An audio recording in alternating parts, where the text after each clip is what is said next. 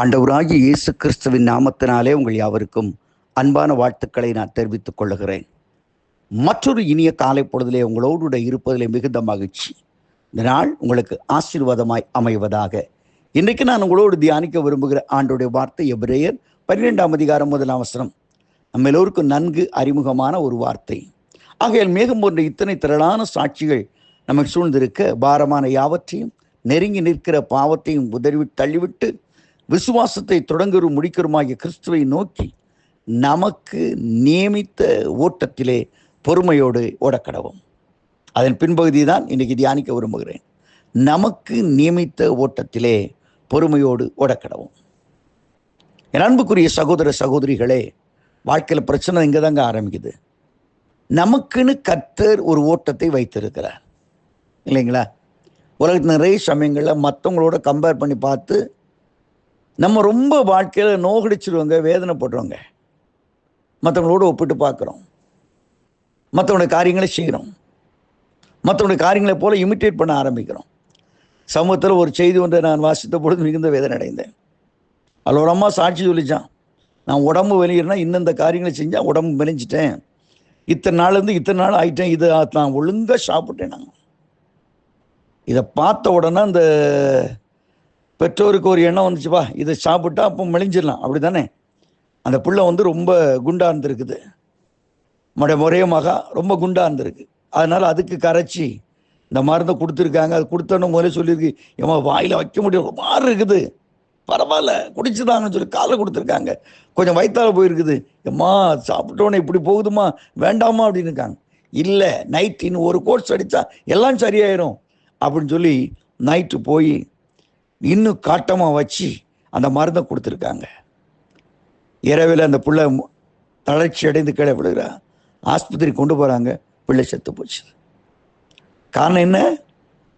நமக்கென்று சிலத்தில் வாழ்க்கையில் சில காரியங்கள் இருக்கிறது. சில குண்டா இருக்கலாம், கருப்பாக இருக்கலாம், வெள்ளையாக இருக்கலாம், சிலருக்கு வசதிகள் இருக்கா, வாய்ப்பு இல்லாமல் இருக்கலாம்.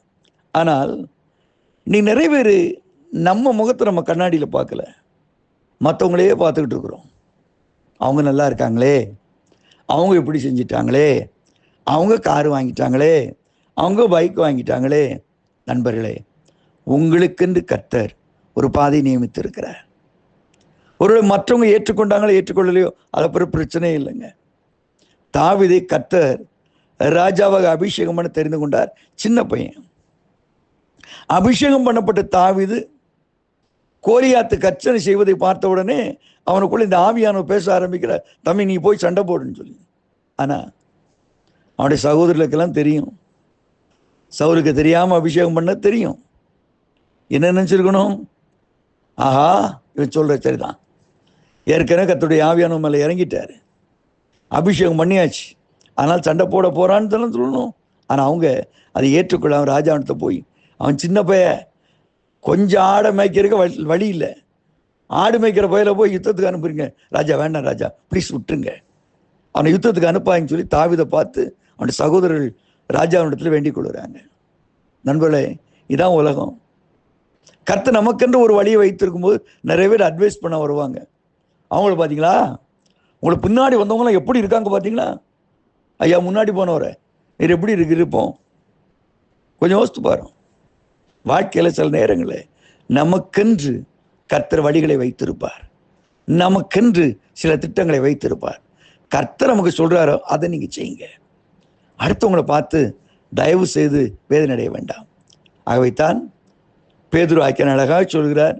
2 பேதுரு 1ஆம் அதிகாரம் 10ஆம் வசனம், சகோதரரே உங்கள் அழைப்பையும் தெரிந்து கொள்ளுதலையும் உறுதியாக்கும்படி ஜாக்கிரதையா இருங்கள். இவைகளை நீங்கள் தெரிந்து கொண்டால் ஒரு காலத்தும் இடர மாட்டீர்கள். ஆண்டவராய் கர்த்தர் அன்னைக்கு யோவான் ஸ்நானகனை குறித்து ஒரு சாட்சி கொடுத்தார். அவன் எரிந்து பிரகாசிக்கிற வெளிச்சமாக இருந்தான் என்று. காரணம், அவனுக்கு நியமித்த ஓட்டத்தை அவன் உறுதி செய்து கொண்டான். அருமையானவர்களே, அவன் வந்து கேட்குறாங்க, நீ கிறிஸ்துவா, மேசியாவா, அவரா இவரா, எலியாவா எலிசாவா, நிறைய கேட்டிருப்பாங்க. ஆனால் அவனும் வேதாமத்தை பார்க்குறான். தன்னை குறித்து என்ன எழுதியிருக்கிறது? இதோ வனாந்தரத்திலே கூப்பிட வேண்டிய சத்தம், and the voice of wilderness, வனாந்தரத்திலே கூப்பிடுற சத்தம். தன்னுடைய அழைப்பு உறுதியா இருக்கான், ஸ்ட்ராங்கா இருக்கிறான். அழைப்பு ஸ்ட்ராங்கா இருந்துச்சுன்னா எவ்வளவு மலை போல பிரச்சனை வந்தாலும் பயப்பட மாட்டாங்க இல்லையா? வேதாமத்தில் வாசிக்கும் பொழுது தாவீது ராஜாவாக, சமஸ்த இஸ்ரவேலின் ராஜாவாக அபிஷேகம் பண்ணப்பட்டவுடனே பெலிஸ்தர் பெரும் திரளாய் கண்டு வராங்க. ஆனால் அவனுக்கு தெரியும், ஆண்டவரை அபிஷேகம் பண்ணியிருப்பது ஒரு நோக்கத்திற்காக. அந்த திட்டத்தை கெடுக்க யாராலும் முடியாது என்று சொல்லி பெலிஸ்தரை முறியடித்து